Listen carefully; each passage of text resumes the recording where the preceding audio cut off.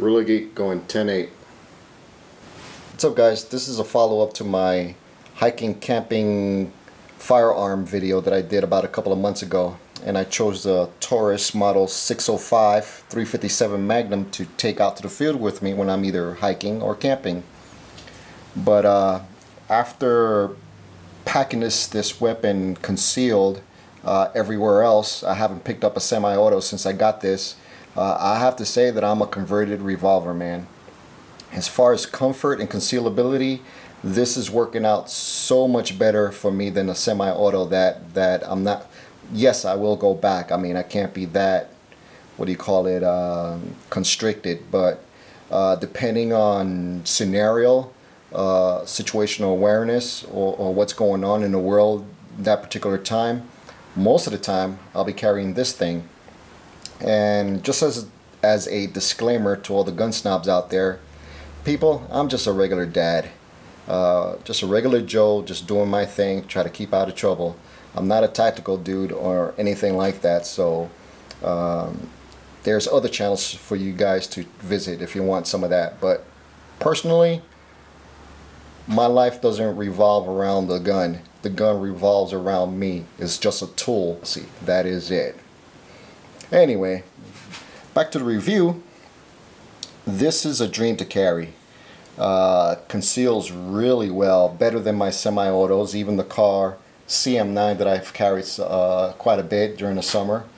This here, it just disappears. And I pretty much carry this revolver in one of three holsters depending on what I'm doing.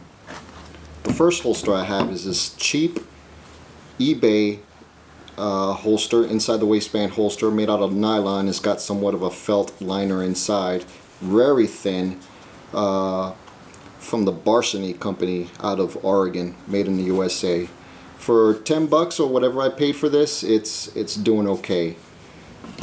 Fits in there just nice, and the materials are so thin that it pretty much disappears in my waistline here. So usually this is about the spot where I carry it. That's what that looks like there.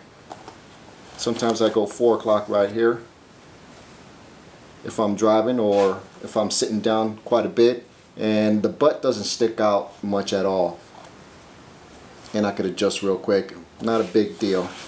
With the shirt over it, it just disappears. For hiking, I use the Phobos paddle holster. Awesome holster. Takes a little bit to break in at first, but see how easy that just slips on in there outside the waistband. There it is, and it's locked in there. It's not going nowhere. This is when I'm going to the range or hiking sometimes. Shirt over it, no big deal. A little bit of a bulge, but that's to be expected. I mean, it's coming out, and the muzzle comes down to the shirt, out of the shirt bottom there, just a little bit. But when you're hiking, you expect it to be packing in a way, so it won't cause a freaking panic out there if somebody sees you. So that's what that looks like. Great for the range too. And thirdly, for when I dress up and need to wear a shirt and tie or something like that, I have the Remora holster from a recommendation from a YouTuber. That. So let's make pretend I'm wearing a dress shirt. I'm packing right now with the Remora holster. I just have the white t-shirt just right over it. I don't know if you can notice it or not. I'll try to suck it in here. It's a little bit of bulge here, right around here, but the holster kind of breaks up the pattern, the gun pattern, so I'm not printing as much. It just looks like I have a what you call it, wallet in there or something. So this is going to work out really good while I'm dressed up, and I only get dressed up once a year, if that. I try to avoid it like the plague. Sometimes you can't avoid that, and there it is. I still have somewhat of an easy access, and it comes out just right. The Remora is right here, and it didn't go nowhere. And if I put my hands in my pocket, it just I could just hold it up or adjust from the pocket itself, as you can see there. And if I'm sitting down, my thigh just rests right on the muzzle there, to where it'll keep it propped up against my belt line. But with this material here, it doesn't move at all. So this is a perfect match for going out dressed up or whatever, and if you want to pack and still be concealed. But 98% of the time, I'm using this cheapo holster here. What are you doing, Poppy? I'm making a video. For you? Yeah, just like so. Bear in mind the weapon is safety check, so the kid is safe. What about me? Yeah, you too. After 2 years experience of carrying concealed, I am still self-conscious about printing. This is modeled after the J-frame snub-nose revolver, and I really like the old style wooden handles that are just cut to the contours of the tang itself. But they don't sell those anymore. They sell like these big old rubber grips, and I had to take an old style Taurus 38 special grips and hack it up to make it and sand it down to where it conforms to the tang of the weapon itself, and that made a tremendous improvement of my concealability. But my accuracy kind of went a little bit south, just a little bit, but it's enough for close quarters to do what I need to do. As you can see, not much is exposed after that. This is just a regular inside the waist holster, and it just blends right into my body. I mean, it goes into the crevices or whatever. Don't get nasty now. I didn't mean that crevice, but it just conceals really nice, whether I'm at 3 o'clock or 4 o'clock. This is an older pair of wood grips for the Taurus, model 85, that I got off a gun broker, and this is pretty much what it looks like before I did the hack job on it. And it's a little bit bigger. It feels better on in the hands.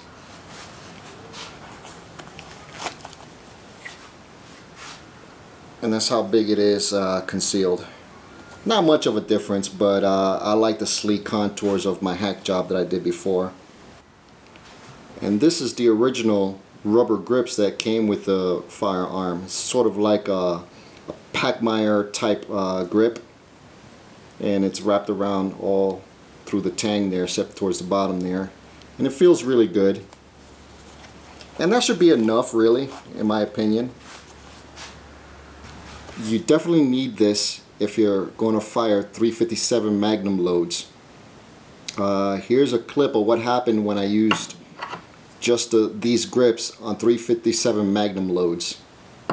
I just went to the range because I have to qualify within 2 weeks, and today was the only day that I had to go out and throw some rounds down range to see where the aim point of this pistol would hit, just to get used to it. But I shot some 38 Special Plus P, and that was okay. The kickback was okay, not totally manageable, especially with these grips here. But 357 Magnum, 158 grains, was a different story. It was painful to shoot, but within 10 rounds, it gave me this nice little gash right there in my webbing of my hand there. If you can see it there, it's all a little bit open there, just to gross you guys out. It's just underneath the callus there, and just a little cut there, no big deal. And there's a little blood spatter right there at this corner right here. I would imagine this is the corner that was digging into my webbing there with the 357 Magnum. Even though this is all steel and everything, it was still whippy. It was manageable. I could still get rounds on target and sight it up and everything, no big deal. But definitely I'm going to have to use the Pro grips, probably something bigger, a little bit bigger for when I go hiking or camping. But I'm still going to use this for conceal carry out in the real world. So be careful.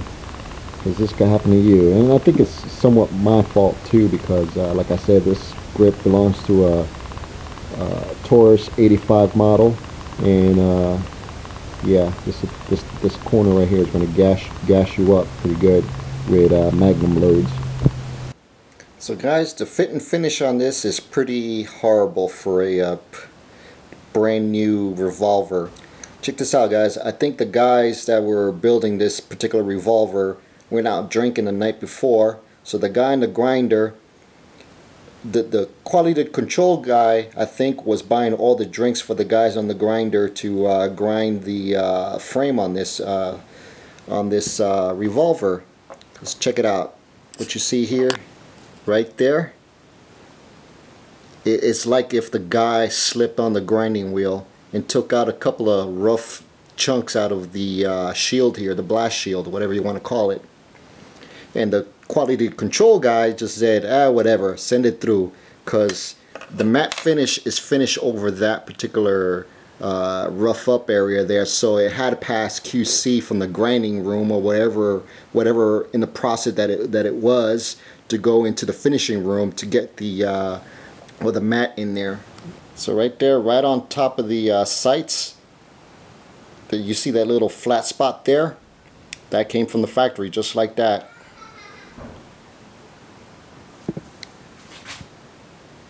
On the side, you've seen a pretty rough tooling on the crane down there. The roll marks on the Taurus logo there is a little uneven, especially towards the middle there. It's kind of like a light strike there. On the other side, it's pretty well finished. No big deal there.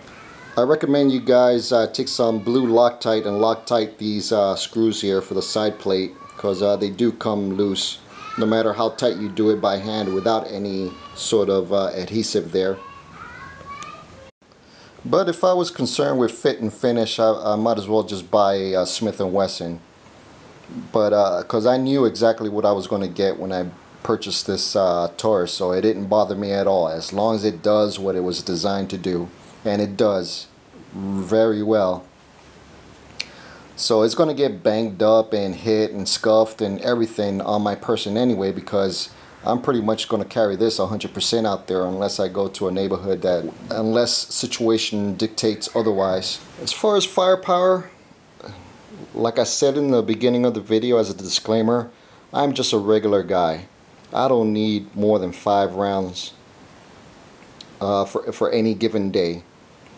If I do, well, I have a speed strip there that'll fit perfectly in my back pocket here, and this works very well to keep everything all organized and not loose in my pockets or anything. And I just slip it in my back pocket like a wallet, and no fuss, no trouble. This is a Safariland Speedloader, and I think this works. This thing is working very well for me. I could use the HKS Speedloaders, but I don't like the big old knob sticking up, and it's a little one step more that you got to do to put in the rounds into the cylinder. This is pretty much streamlined for faster reloading.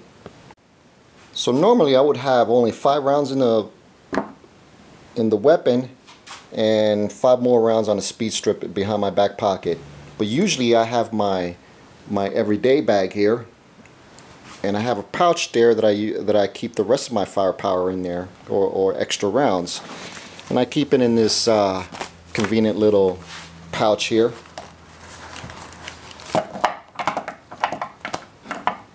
And I have 4 more speed loaders, so usually I'll have this there and there as well. So I have 5, 10, 25 more rounds at my disposal. And I keep it in this pouch there for easy packing and unpacking on the bag there, because sometimes I cannot go concealed carry to certain locations, so it's easy for me to put it in there and take it out without digging in there all the time. And if I need to ditch the bag, I could just, you know, pull out this bag here, and I have my extra rounds there. For a regular guy like myself, this is all I need. Now for you gun grabbers out there, you say, you see, proof. You don't need more than 10 rounds to do what you need to do. Yes, I do. It's my discretion to pack as much as I need or whatever I feel comfortable taking out as far as capacity. That is me to dictate what I need, not what you think I should need. Enough said. And how this particular Speedloader works in contrast to the SKS Speedloader. So open the cylinder, and all you have to do is just insert it into the cylinder and push in. Right in the middle there's a little sort of like a push button type of deal. Once it hits the very end of the cylinder, it releases all the bullets, and it just goes in there for one seamless operation, where the SKS model, you need to sort of twist to the right, and then that releases the bullets into the cylinder. This to me is more streamlined. So here we go. Got to reload. Dump it. That's it. That fast. A little bit slower than a magazine, but it'll do for me. Just to prove that it's unloaded for the video. So coming up here is some range video that I got while I was shooting these two radios here. These are vintage 1980s Motorola Micors, and they were built like tanks when they really knew how to build radios back then. As far as the structure of it. Here are some of the rounds that I've recovered from inside the radios, and they're pretty good damage. I mean, I guess if I'm in the forest, I should be okay out there. Though I think I would not encounter any animal in a self-defense situation ever, because face it, black bears, when they know that you're around, they're going to run the other way. Snakes, I'm not going to shoot a snake. I'm going to shoo it away with a stick. Any other animals? The only one that I think that I've actually gotten charged was wild boar. So those are the ones that I have to keep away from, because they will charge. So that's pretty much the extent, and of course the two-legged variety.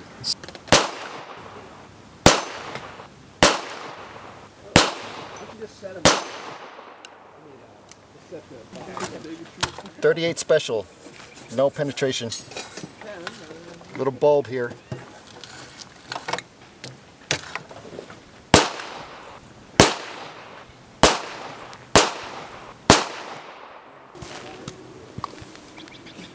Plus piece.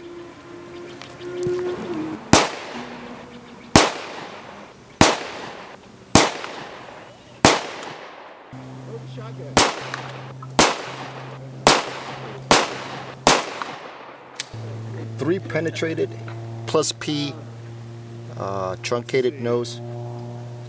You mind if we set up some targets real quick? Yeah, okay. I'm good. One almost went through. Got a bulge right here. Now this will be 180 grain, 357 Magnum buffalo bore. 180 grain buffalo bore. 2 shots. Grab a gun, guy. Buffalo bore, and that hurt. From 8 paces out, it didn't penetrate 2 plates. 357 Magnum, 158 grains. Up next.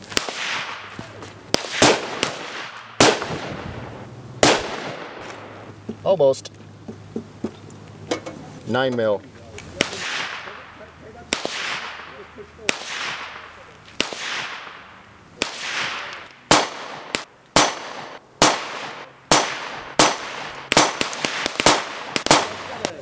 No penetration. Trigger on it, so be careful, okay?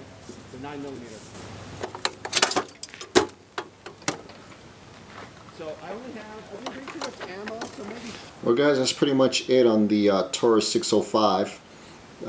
This video pretty much sucks ass because my heart really wasn't into it. But I needed to make a update video because I said I was going to do one. So this is it. Like I said, I'm a converted revolver man, and I think my next purchase would actually be a Smith & Wesson 38 special with a concealed hammer, like a model 642. But they're not in stock right now. There's none on order anywhere. They're hard to get at this moment because of you know what.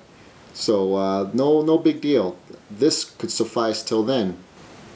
Alright guys, Gorilla Geek going 10-10.